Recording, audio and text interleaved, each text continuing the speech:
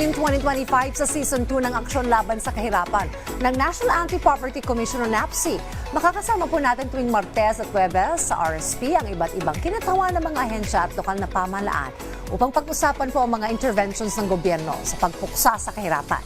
Kung kaya't sa panguna po ng NAPC at PTV, sama-sama nating alamin ang mga aksyon laban sa kahirapan.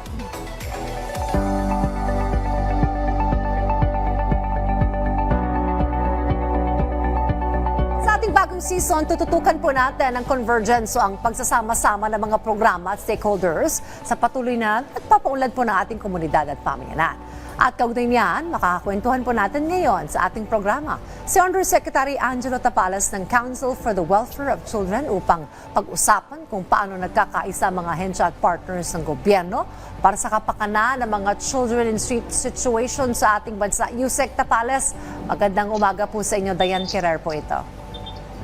Hello, isang makabatang umaga po sa ating lahat. Hello. Isang makabatang umaga po, Yusek Tapales. Alright, Yusek, maaari niyo po bang ipaliwanag kung paano po inilalarawan ng gobyerno ang mga children in street situations? Ano to po ang ibig sabihin po nito?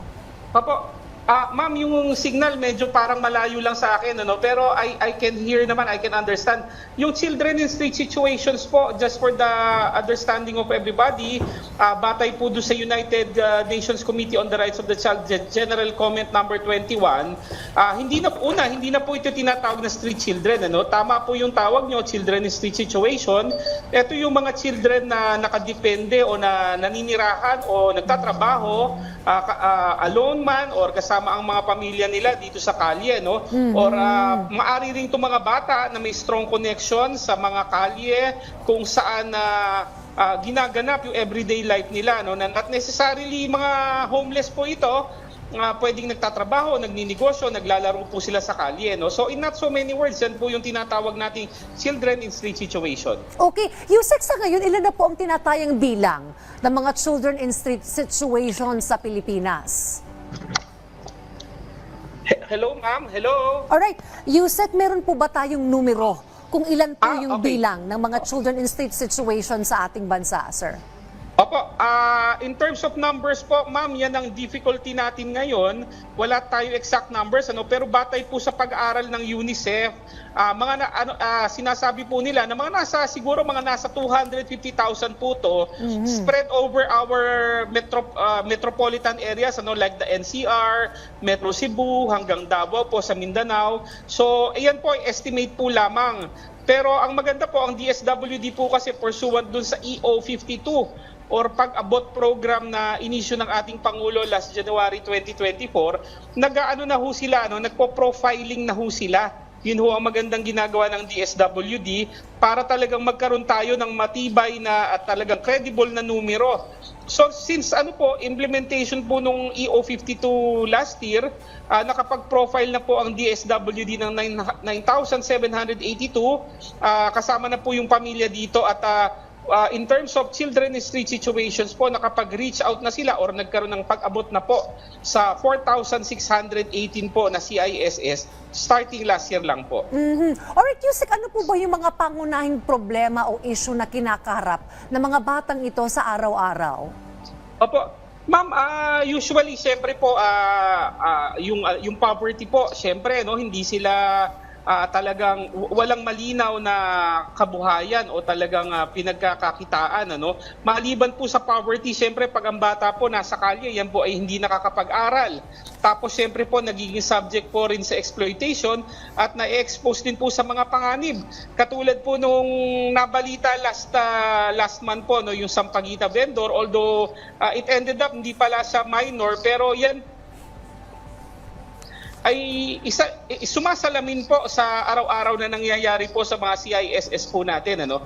Kaya nga po napakagandang inisyo ng ating Pangulo tong EO 52 kasi ito po yung talagang naglalayong resolbahin itong talagang perennial problem po na ito, no. Kasi dito sa executive order po, ma'am, talagang bibigyan sila ng financial assistance, transportation and relocation assistance, tsaka mga livelihood assistance po, no? Tapos ibabalik po sila sa point of origin, pero siguro na itatanong nyo, baka naman babalik lang ulit sa Metro Manila kunyari, no? Ang ginagawa pong innovation pursuant to EO 52 is pati yung LGU ho, nagkakaroon ng capacity buildings for the LGUs, yung point of origin po nila, para dun pa lang sa LGU ay magkaroon sila ng livelihood at pagkakakitaan na doon, hindi na po sila babalik. Yun po ang intention po, Ma'am.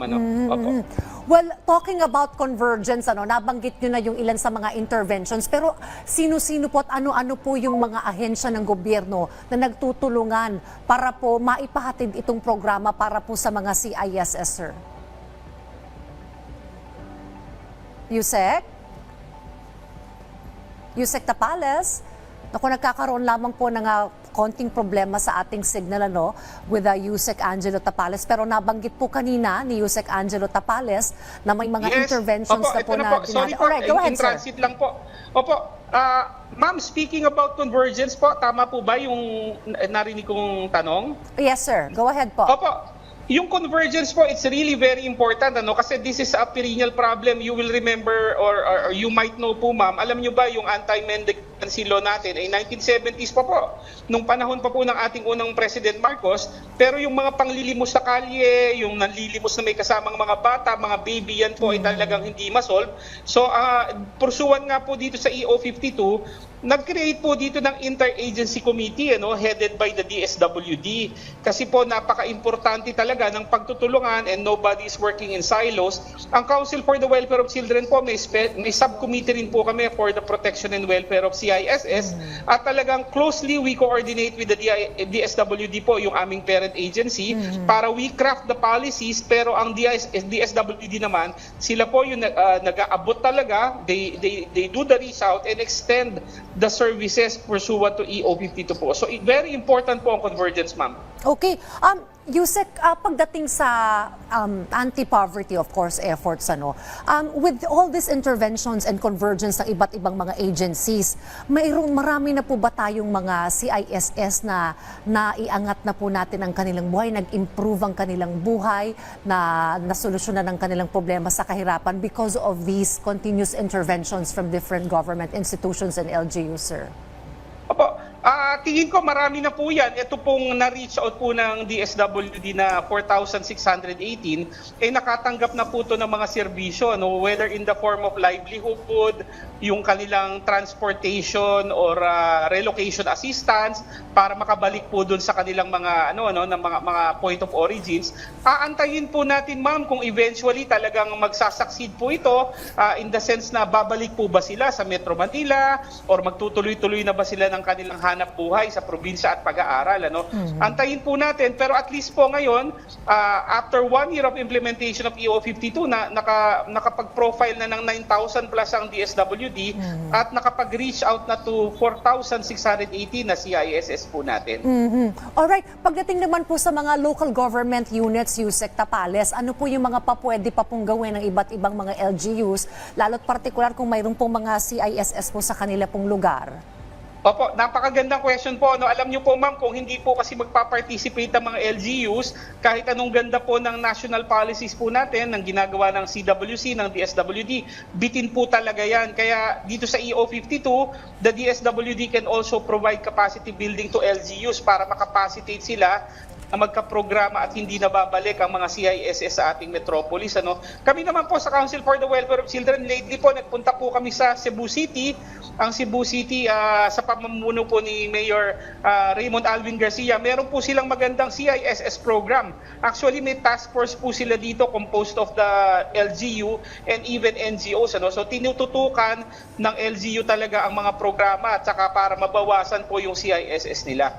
Ito po isang example lang ng pwedeng gawin ng mga LGUs because if the local chief executive will not really prioritize CISS, ay talaga pong dadami po sila at kawawa naman po. So talagang talagang political will po on the part of our local chief executives.